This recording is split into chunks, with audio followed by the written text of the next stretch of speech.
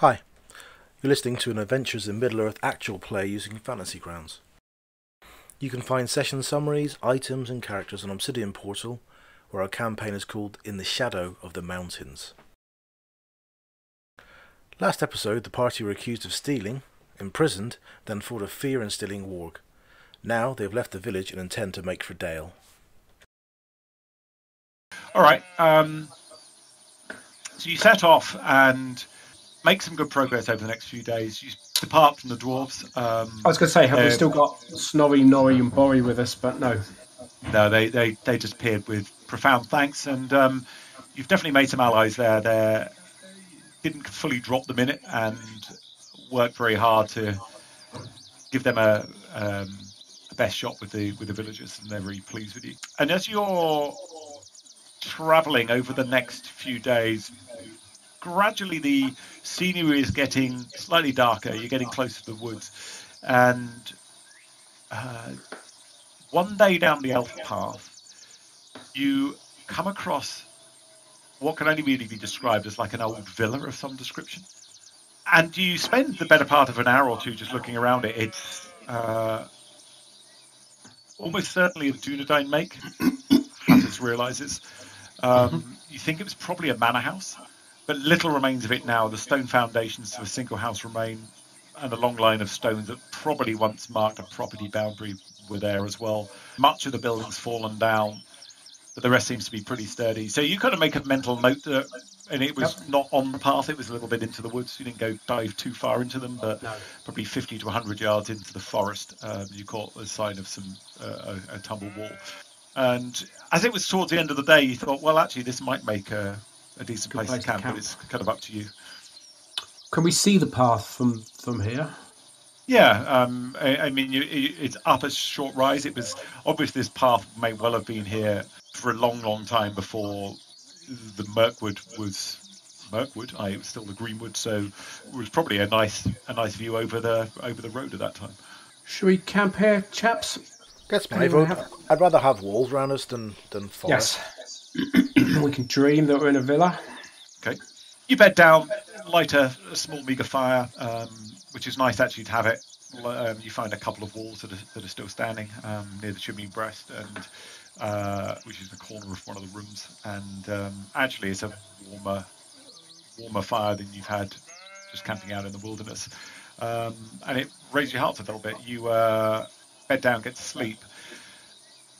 In the middle of the night, you wake though, and there is you can hear a scurrying and like sounds of gnawing and nibbling going on. Squirrels, rats. Monin, give me a perception check. No, sorry. Whatever's best, perception or survival. Oh, that's fine. You fortunately wake up early enough to really protect both your packs with your rations, but more importantly your rations. But there are probably 24 field mice by the looks of things, swarming over and around all of your rations that you'd left in the corner. You wake everyone up and basically tie these things up from broken branches from that point on, and save your food. So you wake up in the morning feeling a bit frustrated. None of them bit you, but fortunately all your rations are good, and you carry on. A few days along the path. So by now, I can open the map for you, kind of show you roughly where you are. You would estimate you've been on the elf path for probably 5-6 days now. It's quite slow going. Bits of it are quite overgrown, but it fortunately is easy to follow, and you were feeling more and more reassured that you made the right choice. However, up ahead, this is a few days later on the track, you spot a large chasm cutting across the path. A faint trickle of water can be heard as you approach it, and remnants of an old bridge can be seen on the far side, although most of it looks like it's long since collapsed into the gorge. Crude tree trunks, maybe 40 feet long, have been lashed together across the narrowest point just off the path. What do you want to do? It doesn't look that safe, and it's definitely not. You've definitely not encountered anything like this before. So there's a gorgy chasm with crude tree trunks across it just off the path a little bit, but it doesn't look that safe. Yeah? Yeah. Monin's going to have a good look, listen around, see is there like the sound of wildlife, that kind of thing. So give me a perception in the tower. It's very quiet, other than you don't have any more. Don't have any more sheep. I'll stop that. So basically, it's background bird noise. Not as many birds as there was outside of Mirkwood, but it's nothing untoward. It's not particularly silent. It's not particularly. Noisy. Damn it! Can we? Hathus will move towards one of the tree trunks and just see just how. Give it a bit of a wobble and a push and a roll, without trying too hard, just to see how safe and secure it feels. Give me an investigation check in the tower. Yeah, they roll a bit. The tree trunks themselves look old, but fairly sturdy. But maybe they not as secure in terms of fastened in place. Yeah, they're not like lashed down or anything. So that would probably need doing. Okay, well I'll share this with everyone else. So I think this tree trunk I've looked at is sturdy, but it's not particularly secure at the moment. So we probably ought, if we wanted to use the tree trunks to get across, definitely ought to fasten them in place or secure them in place somehow, so they don't roll and potentially pitch you off into the chasm. No problem. That's easy enough. We'll get some wedges, shove them in, splice either side. Yep. Can only do this side right enough. Yeah. Maybe send the lightest, smallest person across, if we even want to cross here and we're using these trees. All right, that sounds like a reasonable plan. You spend an hour or two lashing things together. You get it sturdy, and you actually all get safely across. It was not actually rotten. It was just unsteady, and you resolved that. So Cool. You are feeling pretty good with yourself now, and not more than a few days later, you cross over a stream on the elf path and get up to a much larger river that can only be the forest river, and you can see this in the distance. You're getting up there relatively close, and though as you get close to it, up ahead you can see looks like a group of travelers coming your way. And is it just on the outskirts, probably even beyond the borders of Mirkwood, so out in the area. So they looks like they're struggling with a small cart which has thrown a wheel, but they're still about a quarter of a mile off at the moment. Do they have a pony? They have a pony and a small cart. Yeah. There's a pony cart. Yeah. So a small group of travellers. Is that 4 people, 10 people, 6 people, 2 people, or can't we not tell yet? Can't really tell because they're all looks like they're trying to assist. Yeah. Looks like they haven't made much progress, but it's probably 5 or 6, that kind of number. Presume we just head towards them and either see if we can help or see what the story is. Yeah, I mean, is there anybody who's not helping, who seems to be just watching? Or is it too far away again? Yeah, there's someone doesn't appear to be. Probably more the fact that they're a bit old rather than not being helpful or a leader of any sort. Okay. Management. Okay. 20 minutes later, you kind of come up to them. They're looking a bit apprehensive, and they've all stopped work as you kind of come up. But they appear to be, well, they're humans. They appear to be, and Sigmarr, you could probably tell this, that you think they look by their dress to be from Dale. And you can see that their cart so it's only a one-axle cart.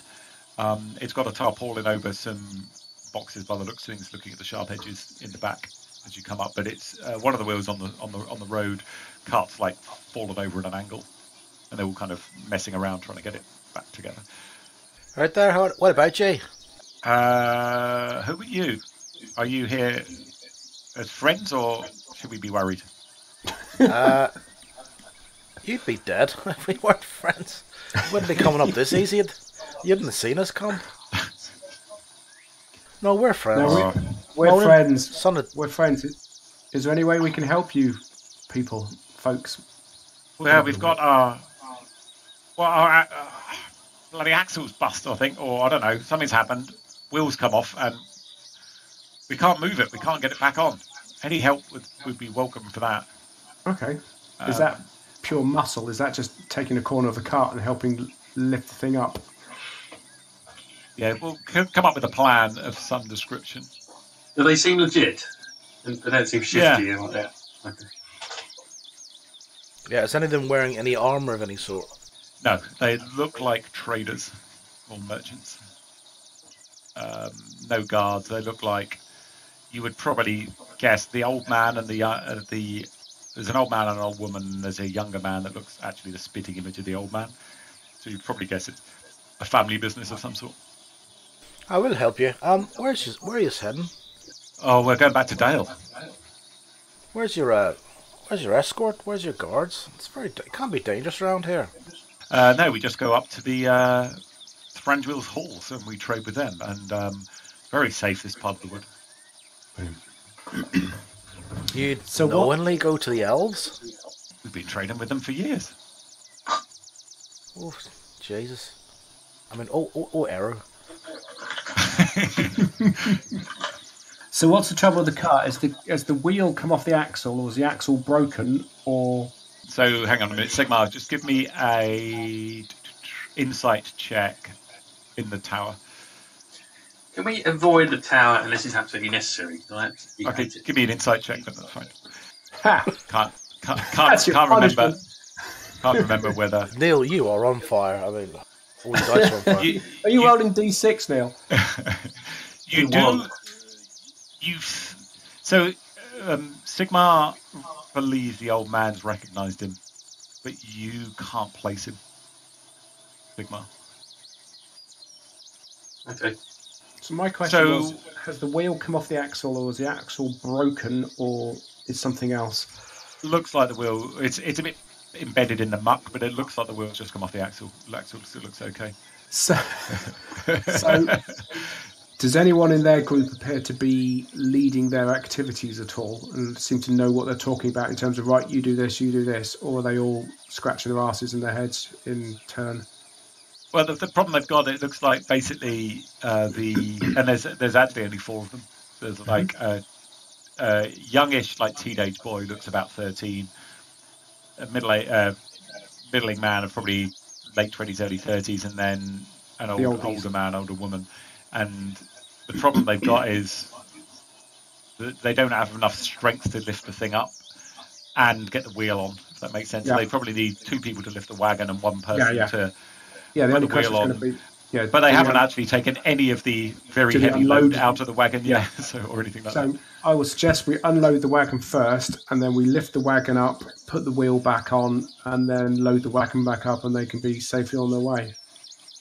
Okay, yeah. I don't have to do that. Let me show you some dwarven strength, he says before he fails horribly here. Good luck before he falls flat in the mud. So. You don't quite get it off the ground. Shall we take some of the smaller boxes out the back, Monin? I've nearly got it. Don't worry, nearly got it. Yeah, I'll start unloading the wagon and sort of look to someone like the son to help me, not the young 13-year-old, but the adult son to try and maybe help me gently unload the boxes respectfully onto the floor to one side. So as you start unloading the boxes, you can all see that the old man is keeping a very close eye on what happens with them, and he's whispering to the old woman, who's now keeping a very close eye. And the old woman keeps glancing over at Sigmarr. We're not going to rob you. We're helping you. Bilbo Baggins. Frodo Baggins. Okay. I am so not 20 minutes later, you got it unloaded. Yeah. Give me... So you can help if you want, either Sigmarr or Hathus, which would give Monin an advantage on that. Okay. Check. How do we do that then? Just say, I want to help. I'll help. I'll happily help the Monin. Okay, so Monin, give me a roll with advantage this time. Oh, easily. You nail it. So you put your back into it. You get a long lever as well. You get it level up, and Sigmarr rolls the wheel up, lifts it up, and gets it onto the axle with a bit of pushing. Looks like it's just a wedge that's come out at the end of the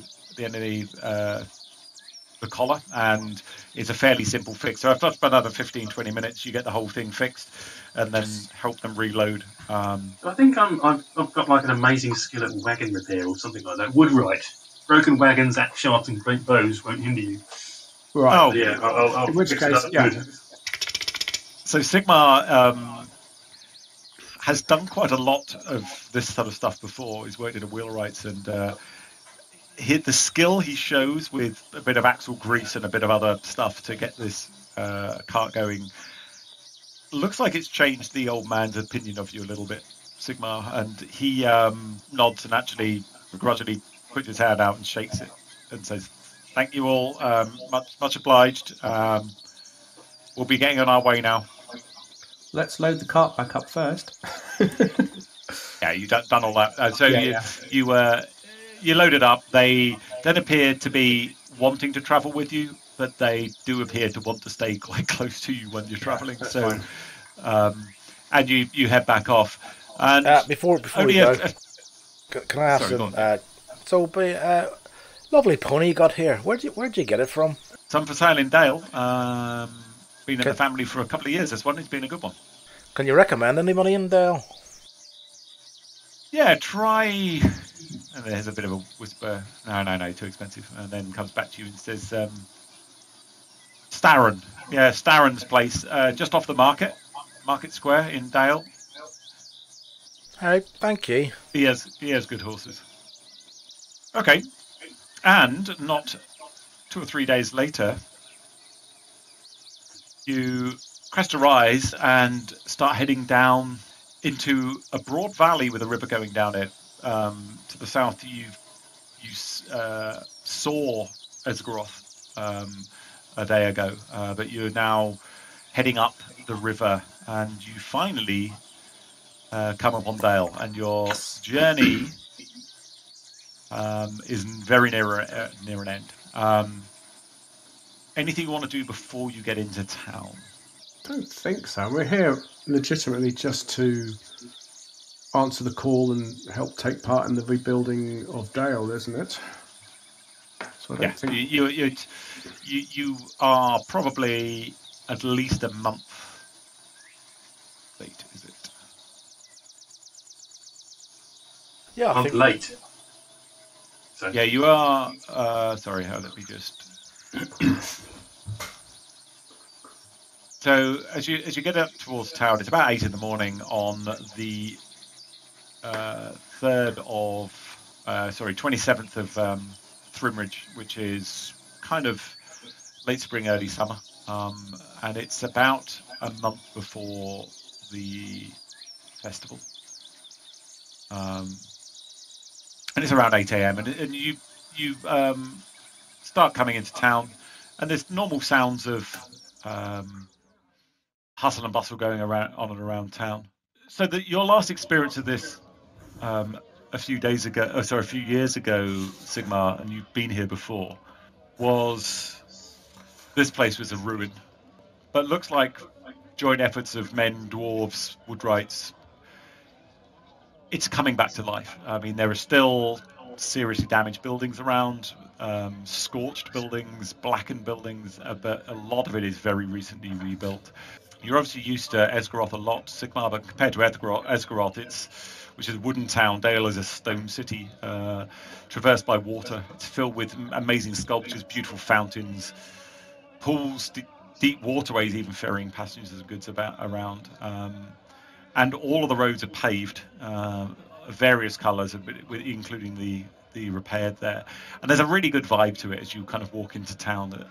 Lots of shouts and people trading, still lots of smithing going on. You can hear the sounds of smithing going on, people banging, clattering with implements to build, all of that kind of stuff, as well as trading going on as well. And it genuinely feels like you're in an enormous place. Let me just show you what Dale looks like a little bit. I'll just share this map with you. So after a day of getting your bearings, you discover the town.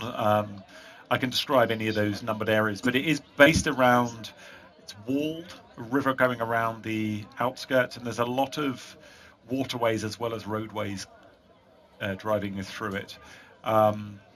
It looks the most defended place by a long way in your entire journey, and it dwarfs any defences you've seen back at where you used to, with the exception of Erebor. What was that? I object to your dwarf racism. Okay. You are in and around the square. So you basically head straight for the square when you come in. This is what you learn in a couple of hours of roughly the layout of the town. It's pretty big. There's a lot going on here. Is there anything particularly you would like to do before you maybe find a tavern or something like that to rest in? Check in with my friends and my family, see how they are. Yeah, so Sigmarr disappears for a few hours. Result, you kind of agree to meet maybe in the evening, and you head back to your family's house. Presumably, Monin's been at Dale a few times. Yeah, he knows it, and would he know a good eating establishment? Yeah, so the one that's the most popular, there's a couple in there, but the one that's most popular and probably the best for you sort of folk would be Building 10, which is called the Missing Scale. Yep. It's on the southern side of the market square. It's an impressive large oak and stone inn. The shingle at the front features a gold-red pattern of dragon scales, with one in the centre conspicuously black. And the scale is one of the busiest inns in the city. And it's got handbills plastered outside saying, "Rooms fit for a king," "Peerless wine," etc., etc. There's a large buzz coming out of it, even at kind of late morning by the time you're there. And it looks like a very, very popular place. Yeah, so if we could arrange to meet back at this place later on. Oh yeah, and before Sigmarr, is it Sigmarr who lives here? Yeah. Yeah. All right, so he'll go at Sigmarr. I enjoyed travelling with you, and he'll extend his hand out. I'd like to keep this arrangement going, if you don't mind. That'll be a pleasure. So I'll meet you later on. I'm just going to catch up with my family. Sorry? So I'll meet you later on. Yep. Where will you be? The Missing Scale. You've probably heard of it. Oh, yes. Good watering hole. I'll catch you there this evening. Take care, brother. Au revoir. This dwarfs any of the inns that you guys have seen before. It's massive, proper city inn. Sigmarr, you're used to growing up in the city, but rural types like Hathus and Amalfrida have no concept of this. Monin, most of the inns most of the times you're in dwarven inns, you're so completely hammered by that one that it doesn't really matter how big or small they are, and it's the whole place awash with beer. So, okay. So in the evening you all meet up again. John, sorry, just quickly. When I'm meeting up with my friends and family, I'm just seeing what the word on the street is. What's the mood of the town? Anything interesting going on? Yeah, it's a massive buzz, and you pick this up immediately. It's a different vibe than when you left probably about 9-10 months ago. Then building work was not that well progressed. They thought it was a pipe dream having a festival about the Five Armies battle.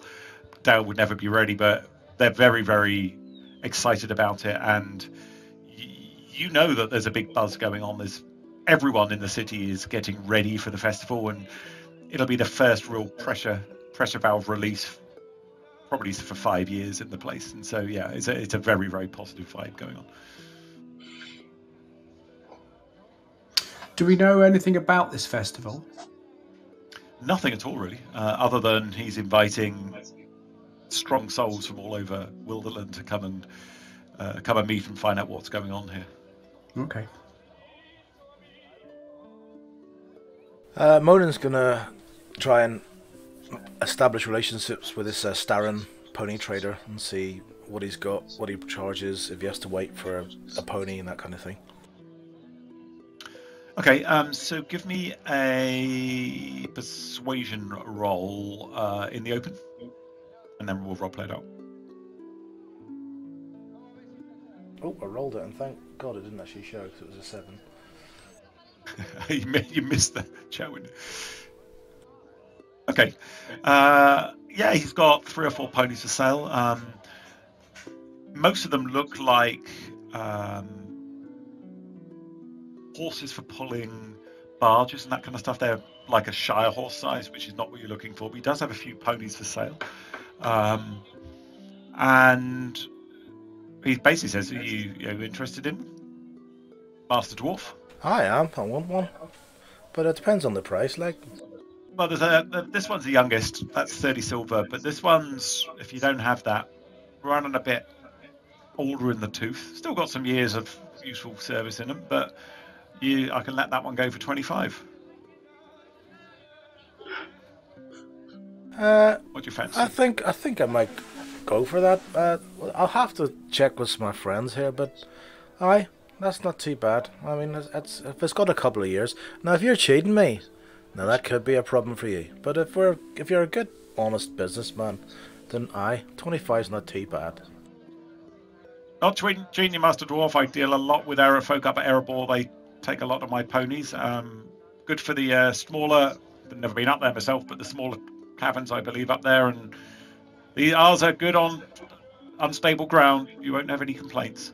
Check his teeth, look, and he lifts the side of the older horse's mouth up, and you have no idea what a good set of teeth in a horse looks like, but apparently they're a good set. So. I take your word for it. Okay, so I'll maybe come back to you tomorrow. All right, but yeah, there are horses.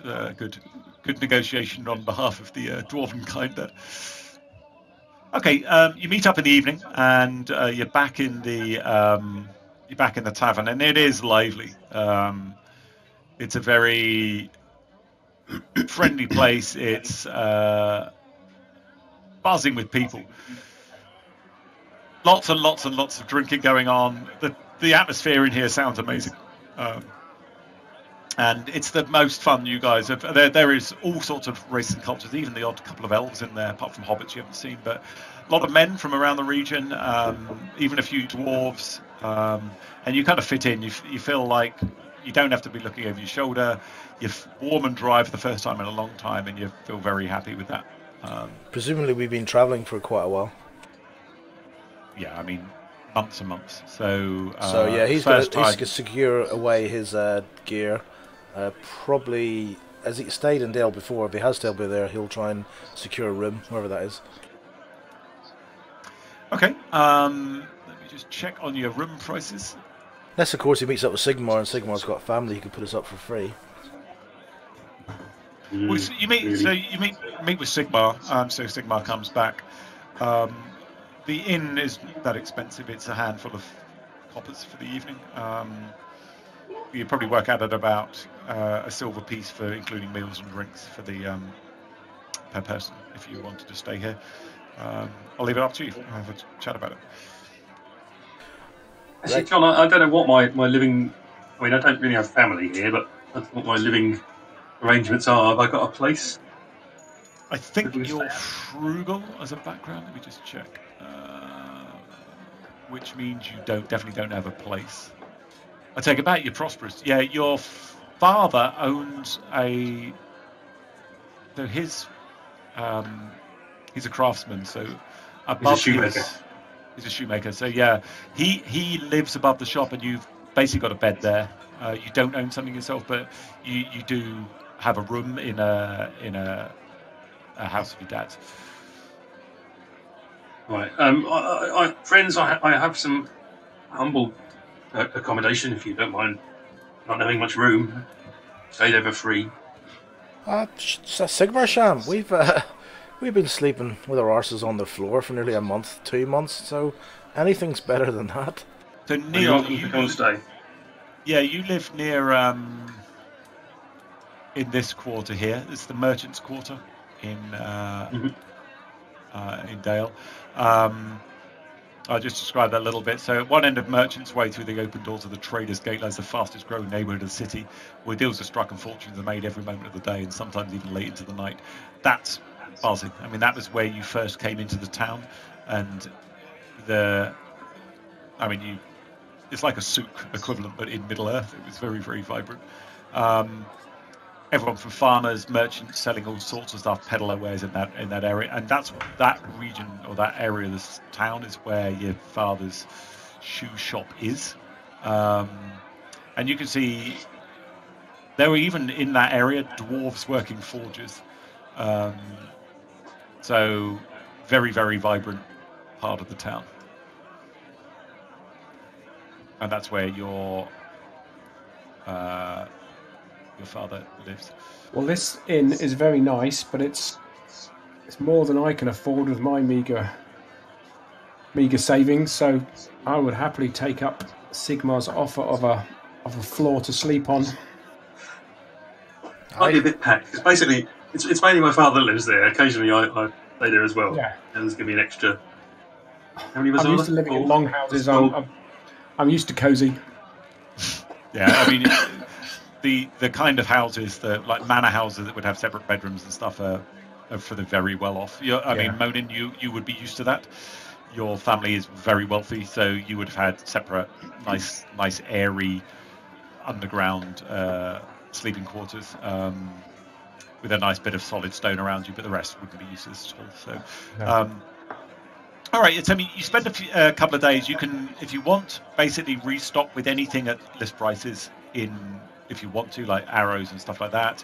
I know you don't have a lot of money, so it's not going to be that much you'll be able to get.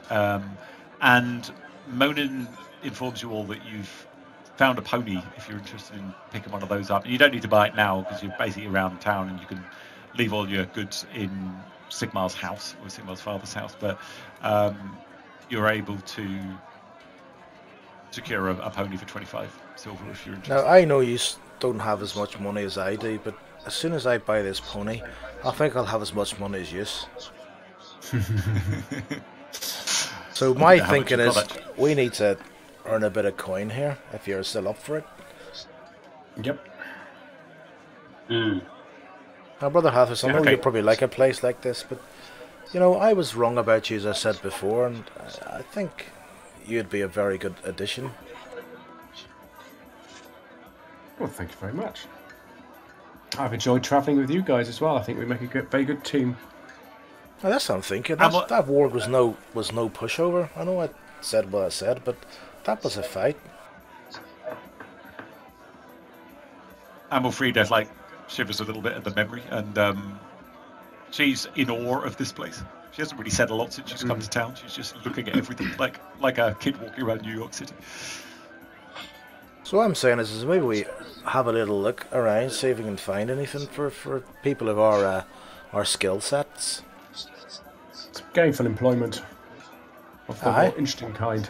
And then I don't mind buying us a pony, so if we're going to be out and about, at least we'll have somewhere to put our more rations on. Good thinking. So, John, just to be clear, the thing that we were heading here for is no longer available, is that right? No, it's the festival. It hasn't happened yet. The Festival of the Five Armies and a big pronouncement from King Bard were the things you were heading here for. And that festival is going to be happening in basically a couple of weeks' time. The whole I thought he was hiring people or something. Yeah, no, he was. But he's going to make that announcement at the festival. Right, okay. So, yeah, it's obviously... There's lots of stuff getting ready. He's flat out as the king, doing organising and directing people to do stuff. You wouldn't be able to get an audience with him now. Okay, so Chris, did I hear that Hathus is going to be trying to find some gainful employment for you all? Sigmarr would also be extremely helpful at that, but probably different types of gainful employment. Yeah, my friends tend to be very dodgy. Yeah, Hathus is happy to try and find out. He's probably not at his best, but he can happily try and find gainful employment for us. He doesn't quite know how to market us or what he's looking for. So what you'll find is there's plenty of demand for fruit picking rather than plenty of demand for labourers with lots of the building and stuff going on. Actually, there's plenty of demand for all manner of stuff. So anyone who wants to work for the time coming up to the festival can do. And all I want you to do is basically find a skill that you think you could be employed through, say, Sigmarr, for example, as a wheelwright or whatever, and roll a skill check basically the higher it is, the more you'll be able to earn over that period of time coming up to the festival. Just keep it really simple. Well, bearing in mind, I can heal. That would be quite helpful. Either a doctor's or a hospital or somewhere that would take a healer with herbalism skill. Yeah, let me find if there. Yeah, and Monin will be doing the smithing. No worries. It's woodwright, technically.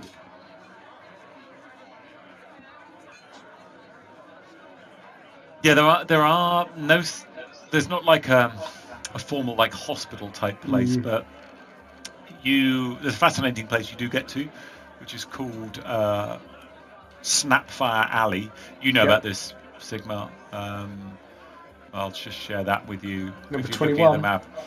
Yeah, so just outside there, you do discover that there is basically a herbalist who people go to for remedies, and absolutely delighted to have you on board. Now, so if you give me do you have heal? Yeah. I've got herbalism kit skill. It's medicine. Okay. The same bonus anyway. So do you want me to roll on that, John? Yeah, roll in the open. The higher the better. 23. Oh, wow, okay. So she got her own Dale. you clear per week, and you can do this for 2 weeks. 2 silver, 3 copper, in addition to so that's actual profit, in addition to your living expenses and stuff over that period of time. Brilliant. So that's 4 and 6. Monin, are you getting some gainful employment? Yeah, so I'll do Hathus, smithing for that, and I think so. Amblefried looks, her best one would be maybe acrobatics, so maybe she does a bit of street performing. Yeah, so she can like do some busking type stuff with a bard or something out there, and do some juggling or something. So give me a skill check in the open with, first off, for Monin for smithing. You don't do as well as Hathus did. There's obviously a lot of supply in the smithing business, a lot of dwarves around. You do get like a job well below your skill set, basically bellows operating and horseshoeing type stuff, and manage to earn some. So you pick up 1 silver and 2 copper per week, so that's 2 and 2 in total. And that's profit. That's in addition to your expenses. Okay, and then I will try Amblefried. Yep. Similar result. It's a much less skilled task, so half that she picks up 12. That's just 1 silver for the 2 weeks profit. Okay, got that. And we'll just wait. Sigmar's going to probably do something with his skills as well. Your woodworking would be one. Yeah, that's not actually a skill on my skill list, if you know what I mean. It just... Yeah, you could still... So whatever I guess it would be dex, something along those lines, or wisdom or something. And you'd have proficiency in it, so you could just make a dex check and add 2 to your level. Okay, so that would be... Oh, for God's sake. This is, wow. Wow. Oh my God, I've never seen a run of dice like that. That's unbelievable. I've ruined somebody's wagon. you hit your own thumb the first day, and then like give some bandages for the rest of the week. You managed to earn a fairly paltry over the 2 weeks you were working. So this is not overall earnings; is a profit of an entire 12 copper pieces. It's double that for the 2 weeks. You don't take a lot away. But as you were getting closer, 24 copper pieces. That's 2 12 silver. copper in total. That's 12 silver. copper in total. Double 6 in copper, basically, for the 2 weeks. And as the let's close the music and sound off. As the 2 weeks begin to end, and the day for the festival is getting closer and closer, even you guys are getting really excited, the jaundiced old travellers that you are. And finally, the big day is upon you, and it looks like the entire town is out early, congregating in the market square. Just share that with you. It's fairly obvious where the market square is. You are there fairly early, and around mid-afternoon, probably 3 or 4 o'clock, and it's actually a nice warm day. First time you've seen King Bard, but King Bard, this is what King Bard looks like, but he's not poring over a map in front of a suit of armor. So the youngish man, he's very earnest looking, doesn't smile a lot. Much younger than his advisors, some male and female advisors around him. But he basically comes up onto a large constructed structure in the square in front of the royal palaces. So he comes out of the royal palace and there's a big structure. Looks like the large majority of the city's there. Hawker's all quietened down. It's very obvious he's about to speak. And he does. So welcome one and all to Dale. And then he looks around the whole crowd and smiles to himself faintly. You see, I see many of the audience who have the bearing of seasoned travellers, and many from distant lands. Welcome, men and women of Wilderland. Welcome, dwarves of Erebor and the Iron Hills. Welcome, our friends from the Woodland Realm, and welcome, good folk of the Shire. And there are a few hobbits that you've seen since you've been here. You would have seen much progress has been made in rebuilding Dale since the death of Smaug, and I know that similar rebuilding is beginning across all of Wilderland and Eriador. And there's a few dwarves cheering that, as they're obviously earning quite a lot of money from Dale, doing some building and lots of knobs going around. Before I pronounce this first festival of the five armies well and truly open, so you can go and enjoy the entertainment and offer in our great city, I and the Council of Dale have a request. Those of you of stout heart and adventurous spirit, come and speak with me during your stay, for we have need of you to strengthen the resolve of free folk everywhere and root out the last vestiges of the enemy wherever they may have slithered. And at that, there is some silence kind of falls over the crowd. There's still memories, and obviously a lot of people have lost loved ones in the battle. Now, go and enjoy yourselves and buy a drink for any veterans of the battle you come across. Their heroism is why we are able to enjoy this festival today. And people cheer at that, and they're very cheered by that. He's clearly got some real charisma, this Bard fella. And you see a lot of veterans nodding towards him, much older, many of them, than he is. And there's a lot of backslapping and those kind of things as people depart. There's an enormous amount of activity going on now. I mean, there's huge amounts of stuff you could get involved with if you wanted to. And from what you have heard, the festival is likely to be on for a week. There's drinking, eating, games of skill, games of chance, and pretty much everything in between if you want to participate in any of that. But you don't have to. I'm not enforcing it. No, I'm always quite keen to avail of this, because it probably doesn't happen very often, this kind of festival. So you spend some days, you meet some folk you've met, and you all make some good friends in Dale. The whole atmosphere in the town seems really, really good. You are able to, if you want to try your hand at some games of skill, we can do that, like wrestling Monin or something like those lines, or games of chance, Sigmarr, if you want to do that, with some small side wagers. Happy to run something like that if you want. Completely up to you. Yeah, I don't mind doing that, because it was one of the highlights of the last session. Was Hathus won the smoking competition. Absolutely. So no problem. You find out that you know this place, Sigmarr. In fact, you did some of your nefarious work with some of the people from this area. But Broken Stone, which is the small sort of nest of alleys on the east of the town, and you found out this, Monin, that's actually where, should we say, some of the illicit, like equivalent of bare knuckle boxing, goes on. So if you want to earn some real coin there, and some of these bets are going on in the 5-10 silver piece range for some of these fighters, you could get bloodied. Looks like there's no weapons, but it's some real skill, and there's some pretty hard men down there fighting, if that's of interest to you. Looks like it's authorities in the city are turning a blind eye to it now. You're seeing some fairly well-dressed people here, as well as some guards that you've seen around the town. Looks like, and Sigmarr, you know this, they don't typically go into that area too much, but it looks like they're not preying on the wealthy, which they would typically have done before. There's people coming down here and placing bets on fighters and stuff. If you wanted to try your hand in that, you can do. The betting or the fighting? The fighting or the betting. Well, mine don't mind trying some of the fighting or wrestling at some point. Okay. So we can. It's really straightforward. You'll be matched up against a fighter, and you'll be wrestling is a pure skill challenge. So you'll be trying to beat another fighter in a skill check, and see how you do. For a straight win, at the moment there are loads of rounds left before the final. It's interesting. The final of the competition for the winner of that.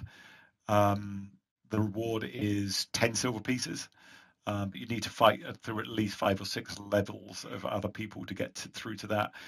Reward at this level's not insignificant, but it's a couple of silvers. Looks like the betting, there's quite a significant amount of bets going on as well, if you wanted to do that. Yeah, sure, I don't mind. Right, so what I would like you to do, I'm going to see how strong your opponent is. Okay. You're up against like a fairly big, burly looking, looks like a farmer. He's got pretty broad shoulders. You can tell by the way he moves that he's not used to A, wrestling, and B, fighting someone of your stature. He's more used to fighting probably people of his own size. So you may have a bit of an edge on him then. So anyone want to place bets on, he's a big guy, 6'2", probably weighs 220 pounds, a little bit overweight, but he's fairly chunky. He's bigger than your average commoner, put it like that. I'm going to bet myself to win a silver. Yeah, I'm not going to bet against a friend. I should bet on Monin as well. Okay, so easy, boys. This is easy. Look at him. I'll go sit this one out and just get the hang of this. All right, so you'll get 2-to-1 odds on the bet. So if you're risking a silver, put what I'll do in the inventory tab. Chris, if you drag the ornately carved pipe into your character sheet. Oh yeah, good point. Where is it? Where are we? Party sheet, ornately inventory. Done. So what I will do, if you each delete, so you're risking 1 silver piece each, yeah? Yeah. John, can I just check something? Is this like boxing or wrestling or? This is wrestling. Boxing. So wrestling is not going to actually hurt anyone, but it's a test of strength. If you wanted to, so the full on, like, I wouldn't say they're the Middle Earth equivalent of mixed martial arts. They're basically anything goes bare knuckle fights. They are much more dangerous. Monin didn't enter one of those. He entered a wrestling competition. What I'm thinking is, I know roughly how Monin fights. So what I'm going to do is go up to this other guy and pretend that I'm being friendly and giving him some secret tips about Monin, and say, like, he always leads with his left when he actually leads with his right, and just essentially try and slip him some wrong information which might make him fight a bit. Oh, nice idea. I like it. Okay. So yeah, and you look like you don't even look like you're with a dwarf at all. You're very much at home here. Your dress is all Dale, and you may have even know this guy. So as basically the ring is cleared, and this is in a fairly large kind of warehouse type area with a floor space cleared, lots of people around, and hawkers around it selling meat on stick and stuff like that. You go over to that. So if you want to make either persuasion or deception, probably deception roll actually, Neil, yes. Make it in the open to see if that's successful. And guys, whoever's bet. Nice roll from Sigmar's typical. That's your best one of the day. Well, I would keep saying the only way is up, but you're not out of the dip yet. So guys, if you, for the bets, place or just delete 1 silver from your character sheet, and I'll put it in the party sheet because that's now at risk. So I think you each bet 1 each. I didn't. I said I'd sit this one out. Yeah, I think it was just Sigmarr and you. So just Sigmarr and Monin delete that. That's fine. And now it's good luck for you, Monin. So what I'd like is a strength or athletics check if you're proficient, and it will be versus this guy. So a +5 athletics. Didn't realise. You're pretty good with that. So okay, so that should be 2 more. Okay, you win the first round. It's a best out of 3 competition. There wasn't a direct pin, but the crowd were cheering for the dwarf by the end of it, and they're taking a bit of a look of you're fairly big for a dwarf, but you're very, very muscled for any person, and they kind of look at that and go, blimey, kind of as they see you undressed as you were getting into the mode for wrestling. Right, next check for the next round. I'll walk over. Second round, you pin him in a headlock, and he taps out, and crowd cheers. You guys, I will. So add 2. You double your stake. So add 2 silver pieces back to each of you, and Monin, you also win another 2 for the victory in the bout. You actually pick up 4 silver pieces for them. And feeling pretty good for yourself. How much did we win something? Yeah, you got your silver piece back and you won another, so you basically add 2 silver pieces back. Congrats. Excellent. And it appeared that the big fat farmer ignored your advice completely and still didn't manage to beat Monin on the wrestling bout. I think you probably just saw through me. Yeah, I think it was so obvious that Monin's skills were very different from what you were describing. So Monin probably doesn't realise this, so he gives a silver piece to Sigmarr. Well done, lag. Here you go. Very much. All right. Anyone else want to do any games of chance or skills or anything like that? You can carry on if you want in the competition. See how far you get throughout the week. Is there any game of sort of like more athletic type skill? Yeah, so there are all sorts of things like running races. They have basically almost like quite wide punts that are taken around the city, and there is a punt race that goes basically from here, that square area where there are some things exchanged there. It's called actually, sorry, Chris, I didn't think it was a hospital here. There is the Waterhouse is. That's fine. I'm happy enough with what I was doing. Yeah, so basically that's almost like a taxi, basically like a taxi rank. There's a lot of residential areas around here, but in Ravensgate district and also in the residential quarter, and that's where people picked up. So they basically race from there down to the bridge here that goes out to the river on the far end of that. And if you wanted to enter basically a punting competition, which is pretty hard work, down there, you can do that. And there's competitions going on there every day in different forms. Why not? I'm on a lucky streak. The only worry is what could go wrong? Okay, so this is a bit different. So this is it's a skill check again, but there are 6 people per race, and what this race will be is a seeding for the main race. So what they're looking for, and they were clearly some very seasoned ferrymen that are operating in the town. So they're trying to work out who are the good ones, who are the bad ones. It costs a copper to enter, and you get that back at the end of it. No one wins anything, but you do get through to a seeding round, which dictates how much you could basically win from the race. They want the fastest people in the best races, basically. So just stick a copper cross a copper for carrot. I'll put one in which is at risk. And what you're going to be doing is making 3 athletics checks to see how well you do down the waterway. Good luck. Let's see if you can do better than a 3. What do you reckon I'll roll? 3, 5, and 4. Yeah. No. 19. Okay, let's do this. Oh, 2. What the hell are you rolling, Neil? Yeah, Neil, it's just like a D4 we've been rolling tonight. 6. Oh, fuck's sake. Okay, so you are resolutely absolutely cursed. You started off mid. You started off mid-table, and and ended up resolutely at the back. You put your back out at the as your punt pole hit one of the bridges early on, and never pulled back. Sank without a trace. Oh my God! I'm saving up all my good rolls for something really important, I'm sure. Yeah, and as you get to the finish and you're about 30 yards behind the 5th place guy, they kind of say, so there's a man there with an officious looking uniform. He says, so are you sure you want to enter the formal races after the placing round? Yes, I think I'm in with a chance. I think I've shown what I can do.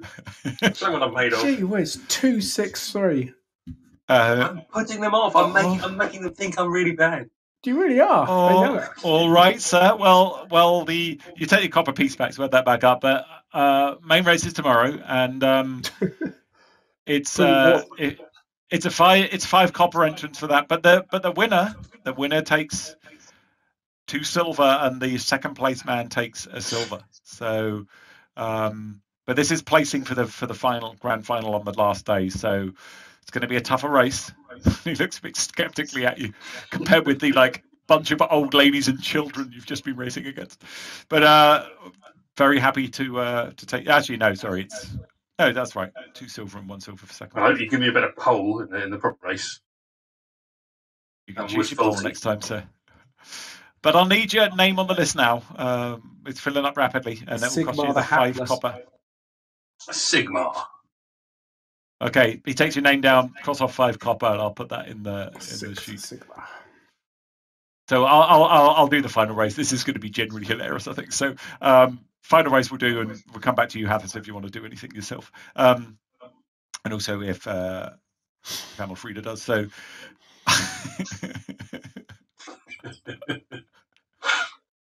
That's funny.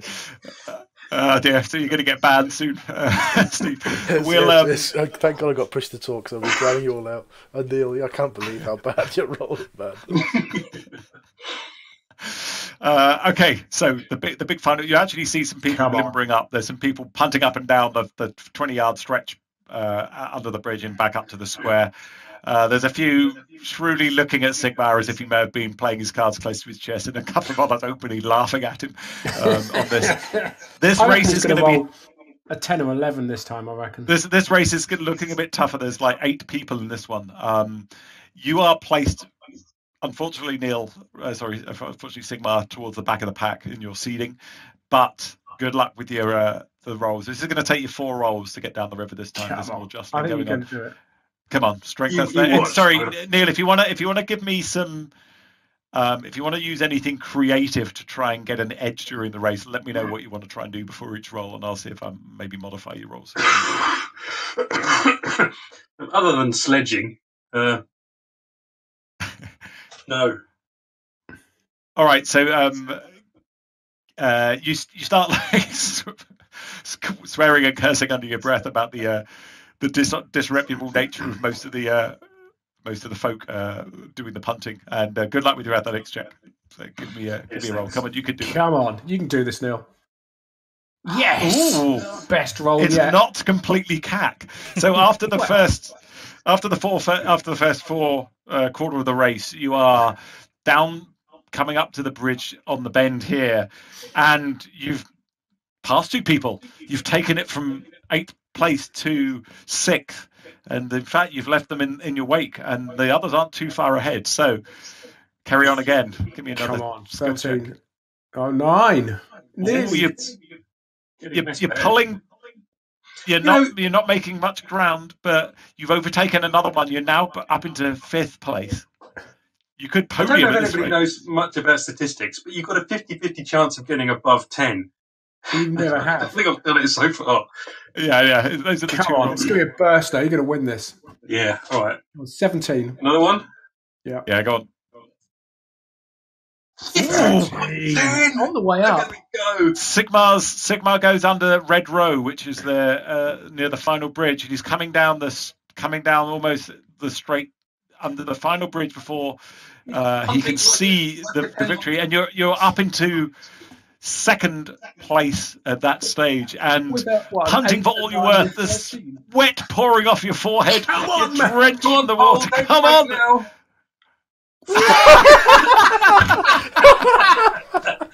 I accidentally upended myself and ended up in the river. Sorry. That was a belter. You were neck and neck with the last place man, and you put all of your last. You almost shut yourself with the effort you were putting in there, and you went straight off the back. And you've never seen so many people laughing so hard on the bridges.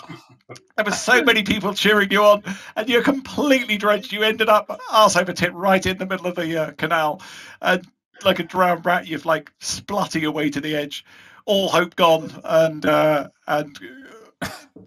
what do you want to do? So you are. I'm going to clamber out onto the bank, raise my hands like a champion, and bow to the crowd. There are some more than ironic cheers. They actually thought you were doing really well and just put a little bit too much into it for the last push. And you're the new anti-hero. There's a buzz around Sigmarr going on because even the first and second place people in the guy that organised it comes up from the bridge and actually walks up to where you are, drenched, wiping tears from his eyes. That was absolutely amazing. If you are leaving, it looks like you got some skill. If you're leaving something for the final, you shouldn't be eligible for it. But considering where you were, the crowd will love you being in it. So happy for you to take part in the final as well. As a wild card, you're the crowd favourite at the moment, and he's like mirthfully wiping tears from his eyes. I will not disappoint you. It's like taking some like dead eels out of your neck. The fish. We can go straight to the final if you want, or Hathus, do you want to do you want to try your hand at anything, and also Amalfrid if you want to do anything? I'm happy to stick in the moment of Sigmar's great unveiling. Yeah, if he's happy to carry on. Absolutely. I'm even putting a silver piece on him to win. Yeah, I actually might back him as well. I don't know. I might put a couple of coppers on him. I don't think a silver is quite warranted yet. He hasn't demonstrated anything about it. Statistically, it's a waste of money. Been watching me. Okay, so you put so it's going to cost you a silver to enter Sigmarr as well, by the way. Yeah, why not? It's only money.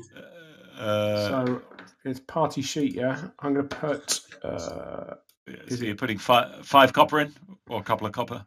I'll put a couple in, so I'll up that from 5 to 7. Sorry, no, sorry, that 5 you got lost from last time. So okay, that was his previous bet. So this is you've had an absolute blast, and actually Sigmarr, you may have lost some copper, but you've had quite more than a few drinks bought for you in the festival. Your name is now Legion.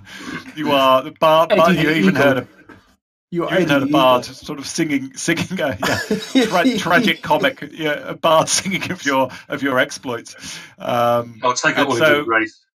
Yeah, it's all light-hearted. The final's looking tough, though. It's going to be 5 rolls. There are 10 entrants in this, and including the first place guy who looks at you and narrows his eyes a bit, as if you've got something left in the tank for this one that you were not showing to the rest of them. It's going to be good news. I'll give him okay. I'll give him a look. This is the big one. Tap my head. Right. So 5 rolls. Yeah. All right. Come on. Let's do this. Woohoo! Oh, that's a good start. You're going to leap off the line. You burst through into 6th place from. You were definitely back. They were quite entertained just seeing you. Trying to see if you could balance on the punt, but you're up into 6th place, cackling wildly by the first turn. Back to form. Unfortunately, you've kind of you're at that bridge, not made up any more time. But coming under the 5th bridge, you're up into 3rd. And 2 more, is it? Hang on, no, you've done 2 more, and that is 12, 7, 13, 11, yeah? You are in 3rd place, but still got a chance with a really good roll of getting pole position. Yeah. You never rolled above. You puff your way up all the way to the end, and you finish in 2nd. Yes. It's miraculous. So there's lots and lots of cheering, and the third place punter looks absolutely dead on his feet and completely livid, but he doesn't sound as dead on his feet as our Sigmarr does. But crowd was half expecting you to do something more, like falling in at the last minute and just entertain them. But they are pleased for you, and in fact, you get at least as big a cheer as the winner. I'll dive in at the end. And there are some awards given, and so every bet you place, you double that. Cool. Sigmarr, just re-add that back. Also, Sigmarr, so we add what back? So you can add whatever you gambled. I think you gambled a silver, so you get 2 silver back. One that you bet and one that you gambled, and 7 for you, Monin. Good race to bet on. And Hathus, you get 4 copper in total. 4 back. Yep. I'll just delete that. Also, for your win there, Sigmarr earns another 3 silver. Sorry, not for his win, for his second place, which is really good. I mean, this is a big event here in the town, so you end up actually decent amount of coin to the good. Congratulations. Hathus, did you want to do anything, or Amalfrida? We're nearing the end of the festival. He's looking for more intellectual, more sitting down, not getting wet or beaten up kind of pursuits. If such like chess, Sudoku, Scrabble, that kind of thing. So there are definitely cerebral games of skill that you can find. That's the words I was looking for. In smoky taverns. Yeah. Cards, and there's games a little bit like dominoes that people are playing, and you know the rules to all of them. So if you wanted to try your hand at those, you can do. Not so much the cards, something that involves. Oh, I don't know actually. Whichever one of the cards or the dominoes you. I don't know. No, he'll try the cards. Why not? He'll try the cards. So a couple of ways you can play at this is one is traditions, knowing the game and the rules of the card game. If you're more disreputable, you could also attempt a sleight of hand to cheat, basically. No, it doesn't do that. All right, so happy with traditions. Traditions is good. Tradition skill. Okay, so the games are not as popular, should we say? No one. Have you ever watched chess? 2 other people playing it. It's a bit like that. So you don't have people like thronging round. But the bets tend to be. Exactly. But the bets tend to be more honor bound. So paying for the drinks for the evening. So you're basically risking probably 3 or 4 or 5 copper pieces. I can live with that. Not much more than that. So if you stick 4 copper in the middle, which you'll get that back and drinks by the end. Inventory 0. So party sheet. Yeah, there's 4 in the party sheet already, but I've crossed 4 from my character sheet. And Amalfrida spent the first 3 minutes watching you playing the chess equivalent, and then just picked a nose and walked over. Fell asleep. Yeah. Okay, so what I want is, and I will see how intelligent this guy is. Laugh at it. Oh.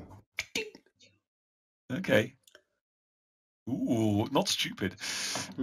13. So I'm assuming you're playing someone slightly better than average by definition, which is why they got 4d6, not 4 minus the lowest. So, okay, so you are going up against someone who knows the game, probably not to your skill level. Roll a tradition check. 21. Oh, tight first game. Your moves are probably done in a fraction of the time that the middle-aged lady you're playing's moves were, but you end up beating her. It wasn't as comfortable as you thought. She's definitely making a lot of attempts, but you pulled one out. That was it. I mean, it's a long game. That was it for the evening, and she looks at you and says, "Rematch tomorrow." Yeah, okay. Early on in the I'd like that. Yeah. So she tell you add your 4 copper back. You can rebet to the next amount. I should have just left it there. Okay, so I'm going to get rid of it again. Yeah. Okay, good luck with your roll. So it's just all one roll. It's a one roll game. It's all a game of skill, basically. This one. 26. Okay, let me just show you. Let me show you how much of a whitewashing that was. 20 versus 1. Yeah, I was thinking about my moves last night. Sure, and we've worked out a few variations. That game took about 7 minutes. These games normally take 2 to 3 hours, and she She looks a bit sickened by that. She looks Yeah, like this is more than a hobby for her, and you absolutely kind of. She actually says, "Well, you're way better than me, Master," and she gives you 5 copper.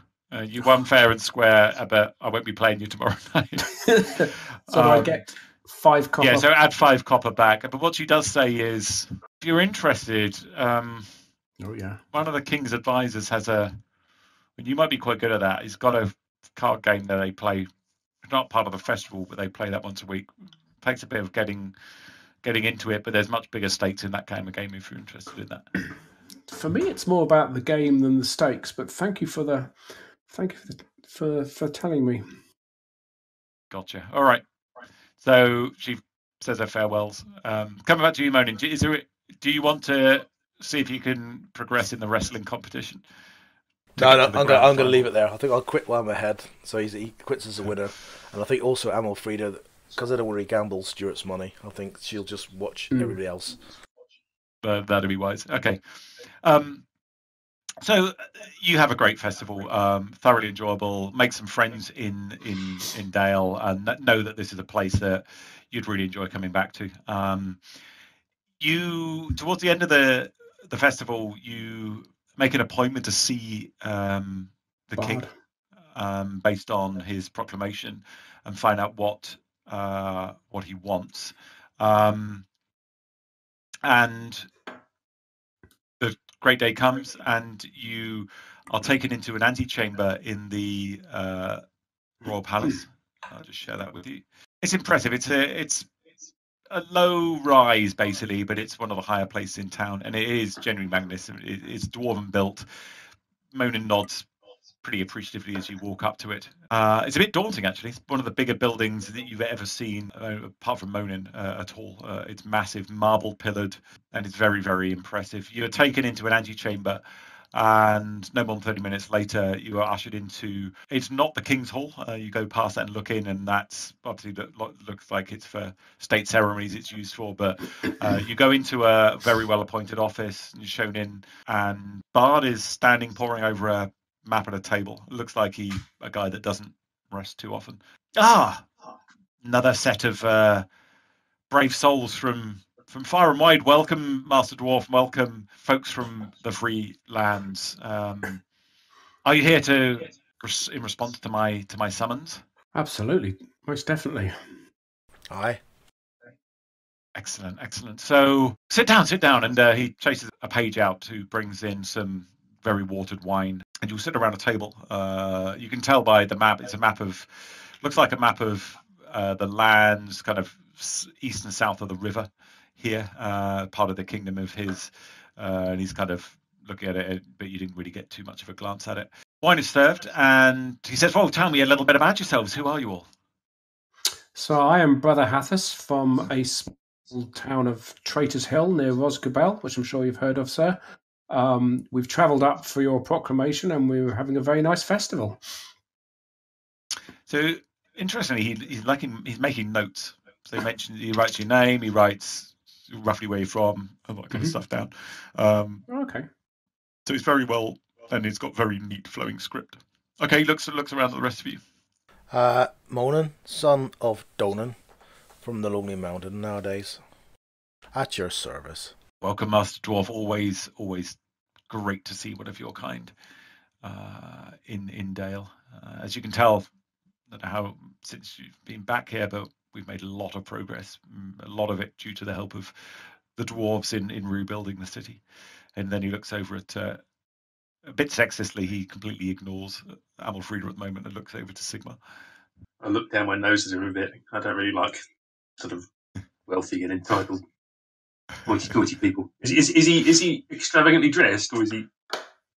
Not that he's well dressed, but he's not like wearing ermine or anything like that. He's in affluent dress, but not kingly dress. All right.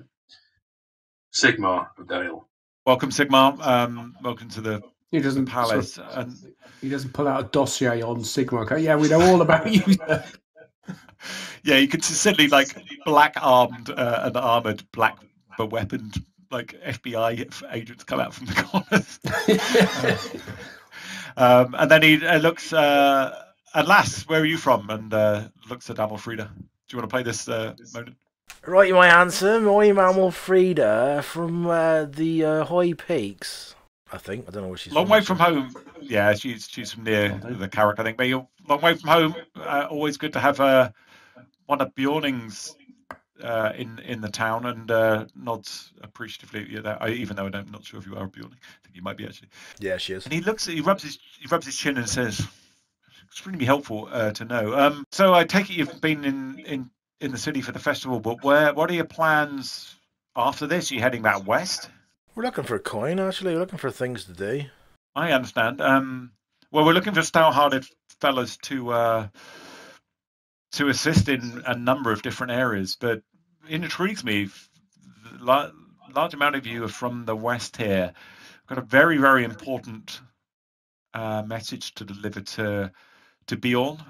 So people living in the Western Wildlands would have definitely heard of Bjorn.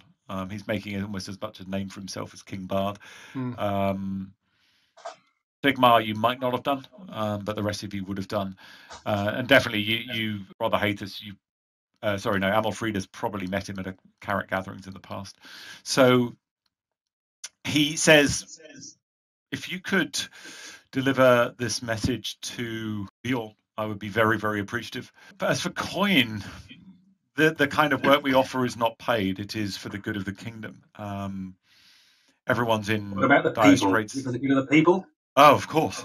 And he looks at you, and then he brightens a bit.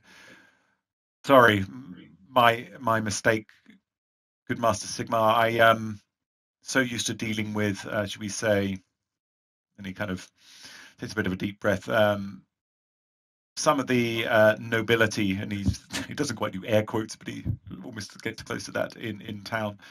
Yes, we do this all for the people. And if you look, you should see some dramatic improvements, particularly in regard to fireproofing of what was really a shanty town. And you did see that. So the broken stone area has been dramatically improved over the last year since you've been back. And so we are spending all the coin we have in trying to rebuild the town and protect our people better than we're able to before Smaug attacked us. But there is something you can do much closer to home before you travel back west, if you're willing to do that. And I owe a large debt to Odvarr of Dale.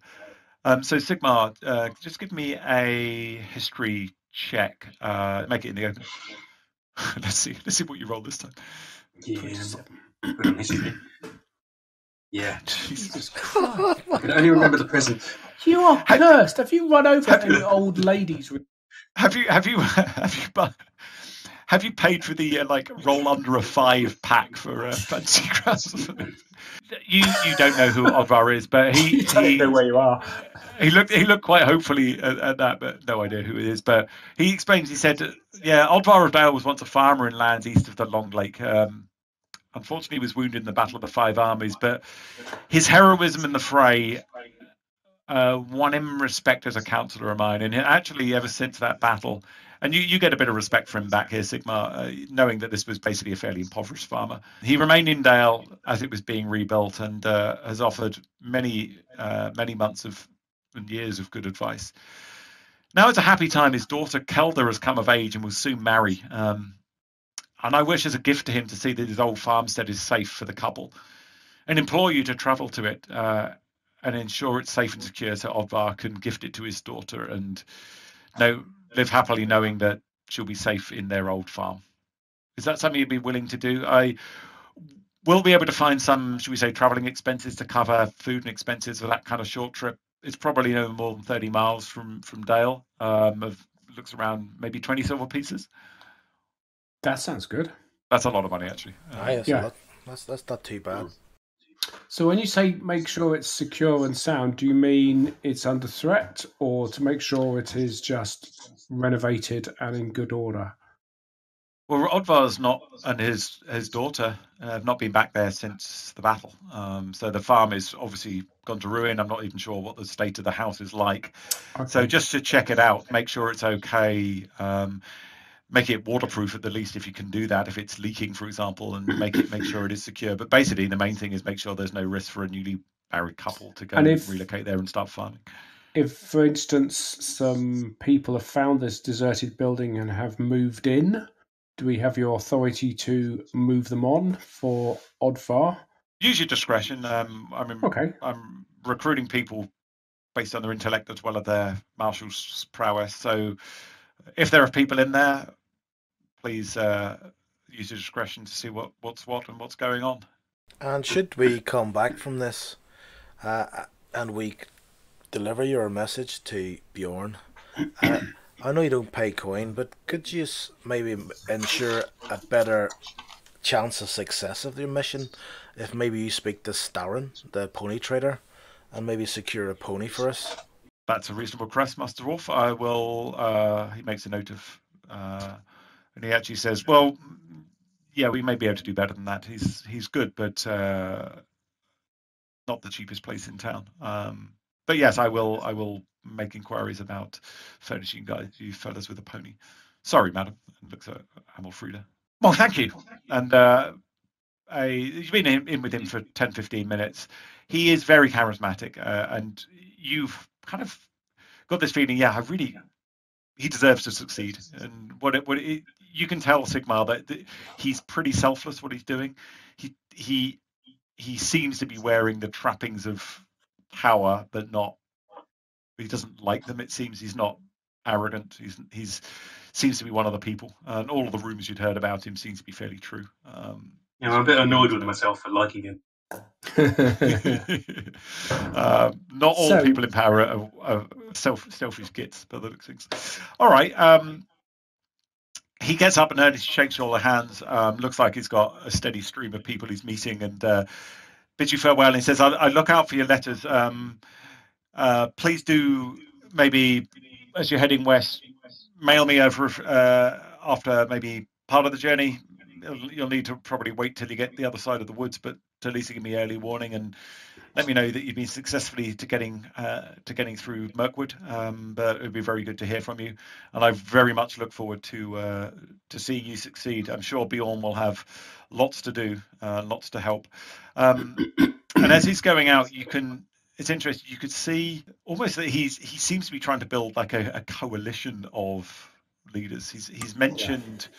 He mentioned wizards as you were talking, and you overheard that before you came in, and he's now mentioned Bjorn, who's a well-known leader in the region. So, as a man who's not just relying on his own skills and his own people. Good stuff. Okay, you are given a small map and are shown that.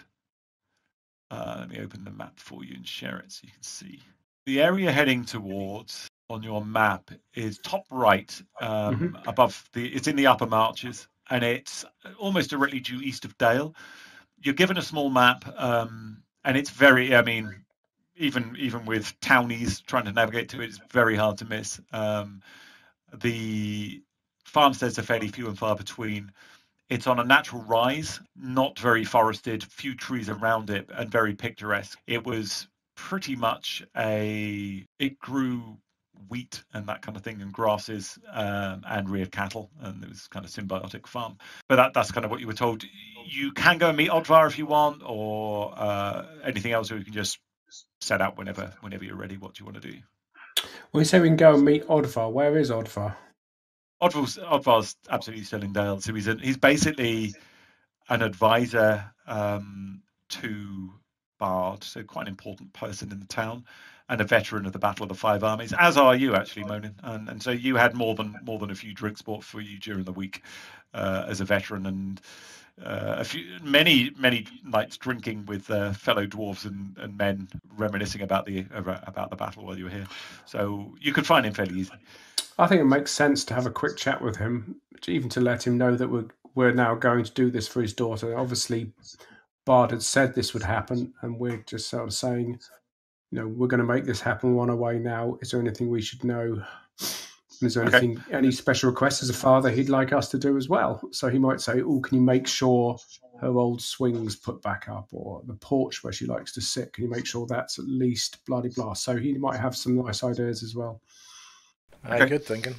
So in the afternoon, he's busy man, but early evening, he's pleased to meet you, and he meets you in the scale again. and you get a nice place by the fire. He comes in. The most striking thing you notice about him is his left hand's missing. Very obviously, he's not trying to hide it. He's got basically a long sleeve pinned up over it, but he looks right-handed. But he is a tall, late middle-aged farmer. He's probably in his mid-50s, still very hale, big beard, and thinning hair. And he comes up and knowing who to expect, he comes over to your table and greets you warmly. So you find a quiet corner. It's definitely, now the festival's finished, it's less busy than it was. And you sit down and he says, so Bard mentioned that he's asked you to do something for me. I've not asked him to do anything. What did he have in mind? Well, he says that your daughter Kelda, I believe, is coming of age, and he would like to see your farmstead is made safe and secure for her. So he'd like us to travel there and make sure it is in a good state of renovation and suitable and in keeping with what she would expect and like as she returns to a family home. With a new husband. Yeah, it's with a husband. He says, that sneaky bugger, and says, I'd just like him to do something like that. Well, what can I say? Well, that's extremely kind. No idea what I was going to do. I've no use anymore out on the farm, and so much work to do here. But yeah, that would be amazing if you could help them out and just check it's all safe. So we're setting off tomorrow. So yeah, we'd like, if there's anything you can tell us, anything you'd like us to do, or anything we should know, then this obviously would really help us in what we're doing. Well, if you can give me a bit of a report on, so that they know what to expect when they go out, that would be really helpful. Yes. We kind of secured it, but have no idea what may have befallen it. We haven't been back in 5 years, 6 years. So it was a sturdy place, stone built and good roofing. But the fields had all gone to fallow, and all of the stock was eaten. So that was all eaten part of the war. So, well, yeah, I wish you well. It'd be lovely if they can go in, at least have a dry place and no worries that there are vermin or anything in there. It doesn't seem to think that there could be anything other than mouse and stuff on his farm. Presumably is there a well or fresh water there? Oh, yeah, there's a well. You may need to just check that's still okay, but never dried up in all the years we ran the farm. Brilliant.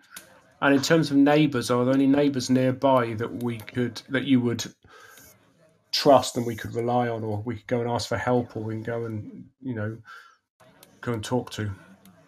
He looks a bit troubled when you say that, because it's obviously some bad memories crossing over his eyes as he thinks. And he says, I don't know whether anyone moved back out east after the battle. All the young men, and he laughs a bit at that, and some of the older ones went to fight. There might be older. I mean, there's some farmsteads that are up and around, but we were pretty remote. There wasn't many people that lived out there. I don't know. No one's, and any farmers would be back in town. They know I'm here, and I haven't seen anyone in the 5 years since I've been, and he laughs, an advisor to the king. Okay. Can anyone think of anything else? No, not really. I think it's good. It seems everything's above board, and we're doing a good thing for a veteran. You have actually quite a pleasant evening with him. He limits his drinking. He actually looks like he's lost quite a lot of weight compared with the way he used to be. He's big now, but he's not overweight, and he looks quite stressed. He's got a lot of frown lines. It's obviously administration is a stressful job, but he seems to really relax and unwind over the evening. And you do share some tales. He looks in, marvels at the story around killing wargs, and he said, "Wow, evil bastards they are." And obviously relays some stories around wargs in the battle. Hates orcs. Actually gives you some quite useful information that you may be able to draw on in the future around his fighting with orcs. And the next day you're ready to go.